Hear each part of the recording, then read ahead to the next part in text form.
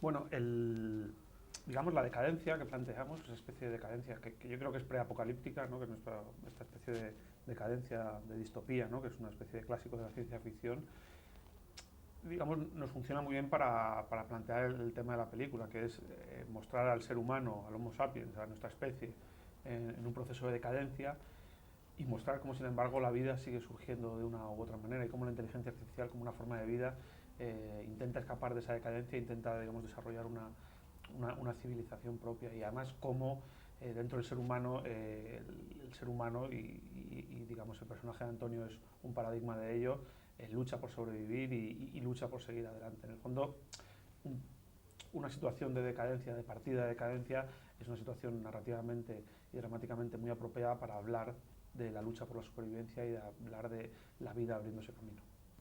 Bueno, la verdad es que los referentes, digamos, encontrar referentes en las películas siempre depende de la cantidad de películas que hayas visto tú. ¿Sabes? Si has visto tres westerns, todo te parece Centaros del Desierto. ¿Sabes? Si solo has visto una película de robots, todo te parece Blade Runner. Nuestro gran referente, digamos, era más bien temático. Era el cine de ciencia ficción que se hacía en los 60 y en los 70, que era un cine que era realista, que era adulto y que tenía siempre una reflexión filosófica detrás.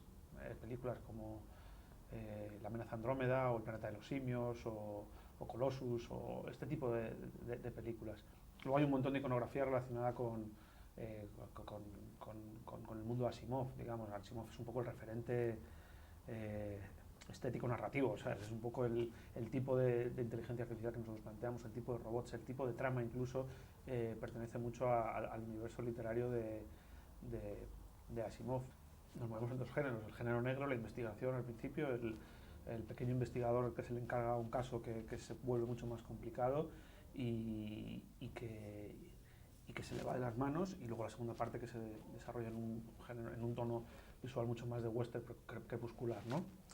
Ese mundo, el género negro relacionado con la inteligencia artificial, pues a mucha gente le puede salir Blade Runner, pero hay muchas otras referencias, como tú sabes, en el mundo del cine y sobre todo en el mundo del cómic, que antes de Blade Runner han abordado esos temas. Entonces, bueno, los referentes, ya te digo, es más un tipo de cine que películas concretas.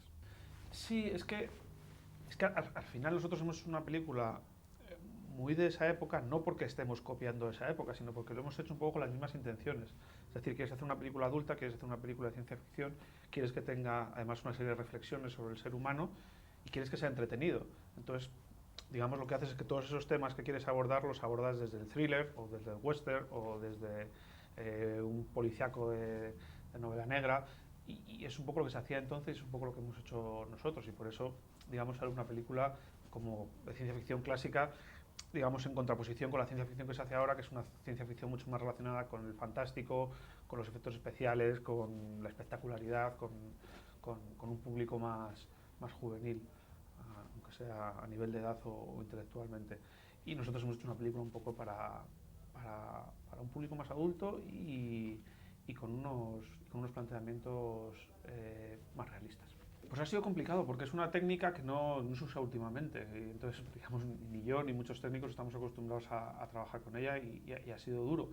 Pero por otro lado ha sido muy satisfactorio porque nosotros nos planteamos, vamos a hacer una película en la que los robots son unos personajes fundamentales que interactúan de una manera muy clara con los personajes humanos. Y esa interacción es uno de los temas de la película, la relación entre el ser humano y el robot.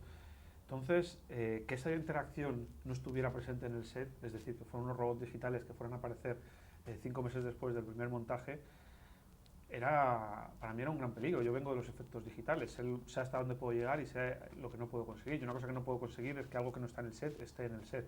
Entonces, al final tomamos esa decisión y fue una decisión con la que yo estoy muy contento, porque aparte de que le da estéticamente a la película una personalidad que no es habitual ahora y que por tanto es bastante única, nos permitió que los actores tuvieran relaciones reales con los robots, que son los dos personajes importantes de la película, los actores y los robots.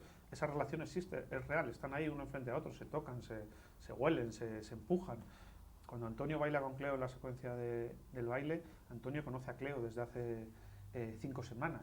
Quiero decir, Antonio, el actor, la persona Antonio Banderas ha estado 5 semanas yendo por la mañana al rodaje y estaba allí Cleo y ha rodado muchas películas, muchas secuencias con ella y tiene una personalidad Cleo, porque tiene un pupetero, un marionetista detrás que es siempre el mismo. Entonces al final se crea una complicidad, una fisicidad ahí que no es posible con los efectos digitales. Y nosotros estamos muy contentos con el resultado, aunque sí que es verdad que ha sido una cosa muy complicada de rodar, porque no es un procedimiento sencillo, ni la industria está muy adaptada a ese tipo de efectos ahora. La mayor parte del tiempo pensé que no iba a salir adelante. De hecho, cuando yo me puse a escribirlo, no me puse a escribirlo porque pensara que iba a salir adelante, me puse a escribirlo porque era lo que me apetecía hacer. Y sé que es tan complicado sacar un proyecto de estos adelante que quería hacer algo que valiera la pena simplemente en el proceso, ¿sabes? Que desarrollar el guión, los escenarios, los personajes, que todo eso se hizo antes de empezar a buscar la financiación, valiera la pena en sí, como proyecto fuera interesante. Entonces, la película ha sido muy difícil, básicamente porque no es el tipo de ciencia ficción que se hace ahora, es otro tipo de ciencia ficción y los mercados siempre tienen mucha precaución con lo que es más o menos original.